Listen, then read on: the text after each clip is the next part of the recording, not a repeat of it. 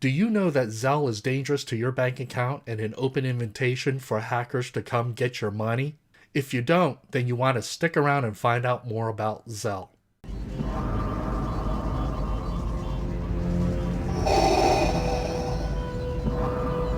Today, there are many money transfer apps available today. Among the most popular today are PayPal, Venmo, Cash App, and Zelle.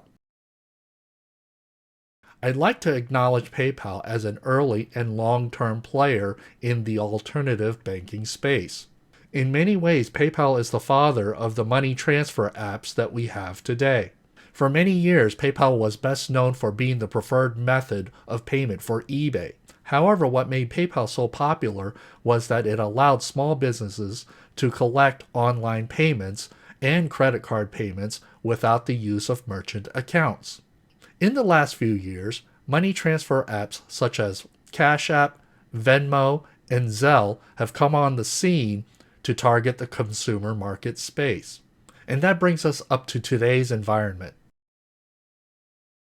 Now, I have to confess, I've never been a willing user of any of these money transfer apps, but I've adopted and used them as a practical matter for certain types of transactions. Over time, what I discovered was that more and more people I knew were using them as a method of payment or transferring money. And because of that, I went along to better accommodate the people and businesses that I dealt with. Having said all that, being on the receiving end of transfer payments is a nice convenience.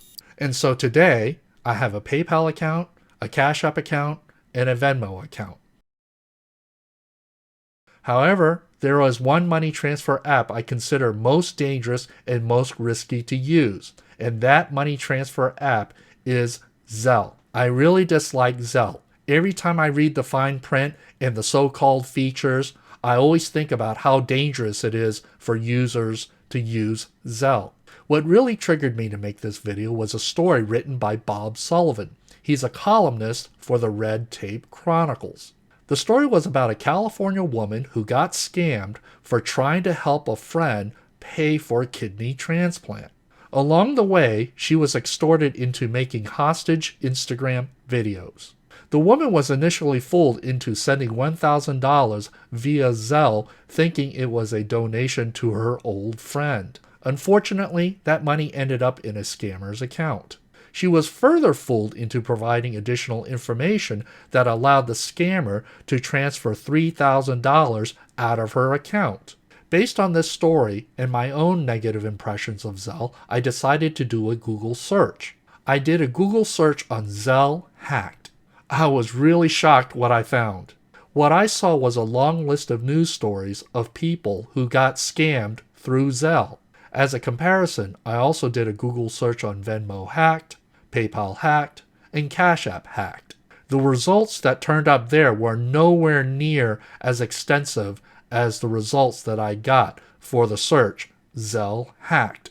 And unfortunately, I learned more about the dark side of Zelle than I ever wanted to know. The one thing about Zelle that makes it different from the other money transfer apps I'm familiar with is that Zelle has no buffer account.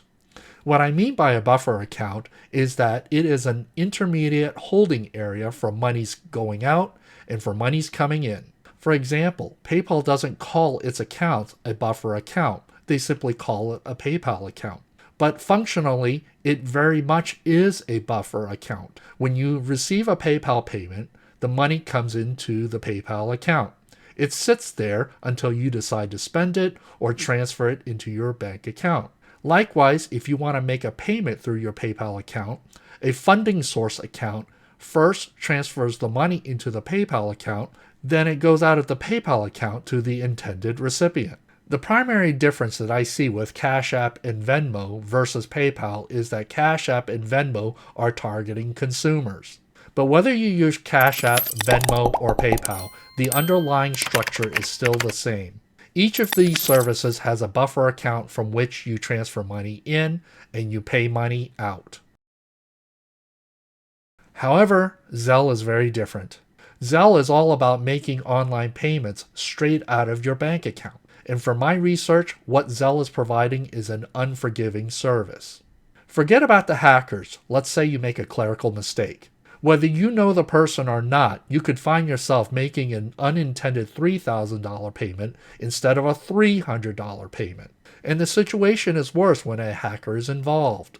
A hack into Zelle will potentially allow someone full access to your bank account and transfer all the money out.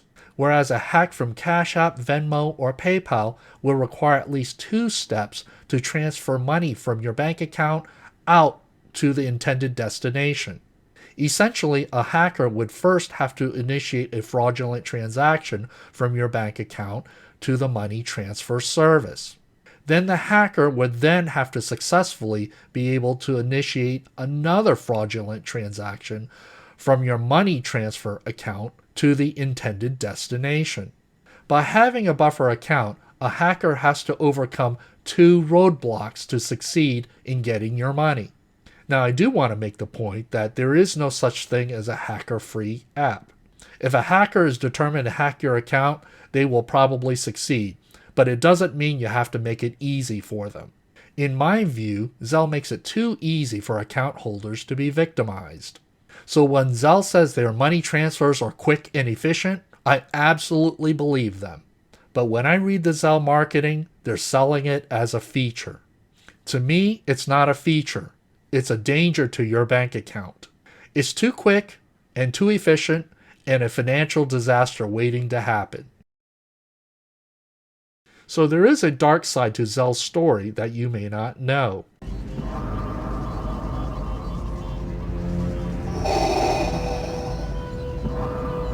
And I refer you to the New York Times news story published in April of 2018. Essentially, Zelle was created by the banking industry in response to all these independent money transfer apps. The banking industry felt like they were being left behind, so several banks came together to combine their efforts to develop Zelle. The problem is the rollout of Zelle has been fraught with disaster after disaster, and because of the way they designed Zelle, hackers and scammers saw an opportunity to take advantage of this. And this is why we see so many negative stories and continue to see negative news stories about Zelle. And unlike credit card, debit card, or even PayPal transactions, when things go wrong in Zelle, victims have very little recourse. People who are victimized by the Zelle app are largely dependent on the goodwill of individual banks. In many cases, many Zelle victims were only able to get their money back after a negative publicity story was written about the banks. They refunded the money not because it was their policy, they refunded the money because of the negative publicity. And that's no way to resolve Zelle fraud and scams. The ironic thing about Zelle is that these banks are promoting Zelle so that their customers are more easily victimized, despite the fact that they think that they're providing a service. But the problem with the Zelle service is that there are few protective mechanisms for the account holder. Personal consumer radio host Clark Howard tells people the easiest way to protect themselves is to opt out of the Zelle service. That's a polite way of him saying just say no to Zelle and stay away from it. In contrast, Clark Howard doesn't tell anyone to opt out of Cash App or Venmo. He recommends users of Cash App and Venmo to create a separate bank account and only have enough money for those types of transactions. As far as I'm concerned, using Zelle is fraught with financial risk and danger to your bank account. I agree with Clark Howard. I think people should avoid Zelle entirely. There are many options for money transfer apps. Don't let your bank snow you into signing up for a Zelle account. Just say no to Zelle. Thank you for taking the time to watch this video. If you enjoyed this video, please hit the like button and subscribe to this channel. And while you're at it, take a look at these other videos I've recommended for you, and I will see you in my next video.